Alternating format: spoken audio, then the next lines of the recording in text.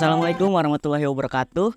Nama saya Muhammad Zaki Kurniawan, saya mahasiswa USIC dari semester 1. Dan di sini saya sudah bersama seorang pengusaha yang inspiratif dan saya sekarang ingin menanyakan beberapa hal kepada Bapak siapa, Pak? Kenalan dulu, Pak. Nama saya Muhammad Zaki Kurniawan. Bapak. Oke. Dari sini saya akan nanyain seputar gimana usaha dari yang Bapak tekuni saat ini. Oke. Yang pertama itu saya akan menanyakan sejarah usaha yang Bapak lakuin ini. Sejarahnya ya banyak ya yang ditekunin, cuman untuk saat ini profesi jualan ya. Nah, dari jualan ini Bapak kira-kira berdiri dari kapan, Pak? Kalau usaha sih ya, jadi saya merintis usaha jualan itu dari tahun 90. 90 itu juga gonta-ganti. Terus kalau yang ditekunin sekarang ya jualan. Jualan, oke. Luar biasa banget ya Bapak ini ya. Dia udah ngerintis dari lama banget dan sampai sekarang bisnisnya masih bertahan juga.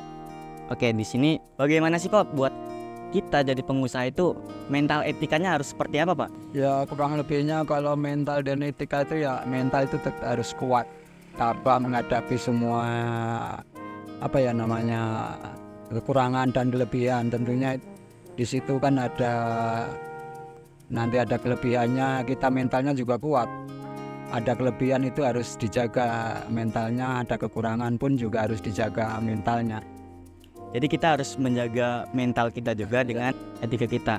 Lalu kalau misalkan kita menghadapi kayak bisnis kita lagi drop gitu Pak, itu kita gimana sih cara biar menjaga mental kita kayak biar nggak cepat nyerah lagi gitu? Apalagi kita udah rugi banyak. Ya yang jelas itu istighfar itu yang paling baik ya, istighfar. Dan kita jangan menyerah lah dengan kenyataan keadaan. Yang penting kita harus merintis dari sedikit lagi, merintis lagi dari sedikit. Nanti lama-lama ya insya Allah bisa menjadi baik lagi. Gimana sih Pak persiapan buat menjadi pengusaha itu? Apalagi anak muda kan kita mulai itu susah banget gitu dan terkendala biaya gitu. Kira-kira dari Bapak bagaimana Pak saran-sarannya atau penjelasannya? Ya kalau mau jadi pengusaha itu ya harus ada modalnya itu niat. Itu udah menjadi modal satu ya, niat. Terus ditunjang dengan modal berupa materi ya, juga kegigihan, jangan pantang menyerah. Baik, seperti yang tadi Bapak jelasin ya, kita tuh jangan cepat menyerah dan utamain niat kita untuk berusaha. Jadi apapun resikonya kalian harus tetap jalani dulu. Bagaimana sih Pak menurut Bapak, pandangan Bapak nih, pengertian pengusaha menurut Bapak itu sendiri?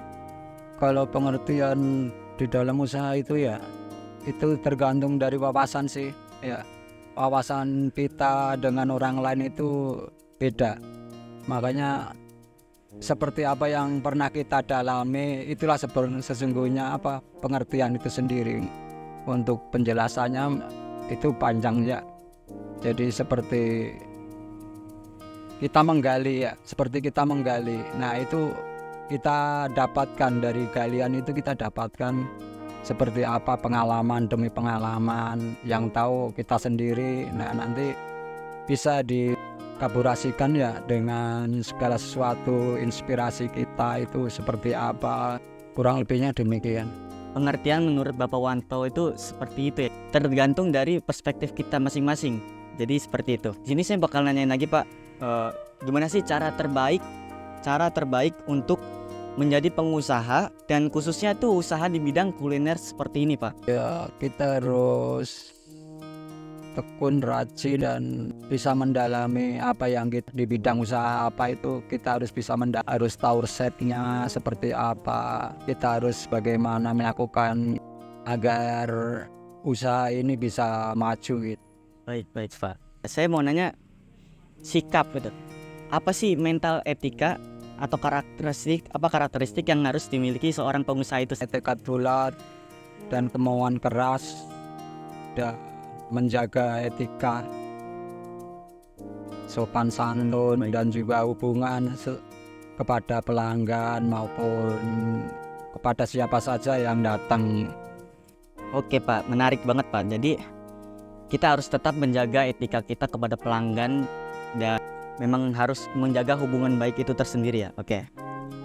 Menarik. Jadi saya akan nanyain lagi seputar bagaimana sih Pak peran etika itu sangat berpengaruh gitu dalam pengusaha kayak Bapak gitu, kayak di bidang kuliner ini. Etika itu ya, itu memang harus dijaga ya. Kalau kitanya sopan, ya insya Allah dibalas dengan sopan.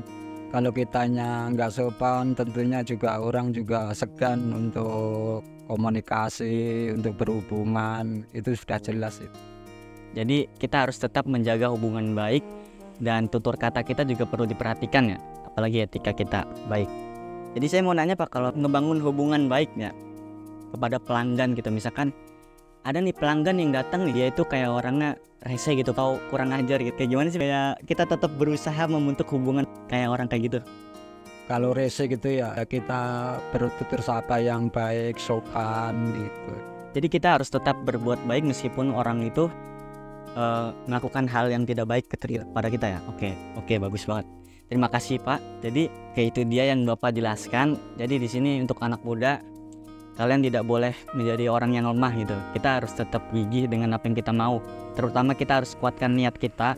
Jika kita ingin sukses, tentunya tidak ada yang mudah. Di sini Bapak ini menekankan bagi kita jangan pernah berhenti menyerah, jangan pernah berhenti mencoba juga gitu. Mungkin dari saya sekian aja. Kurang lebihnya mohon maaf jika ada tutur kata yang saya kurang sopan. Jadi wabillahi taufiq wal hidayah. Wassalamualaikum warahmatullahi wabarakatuh. Terima kasih.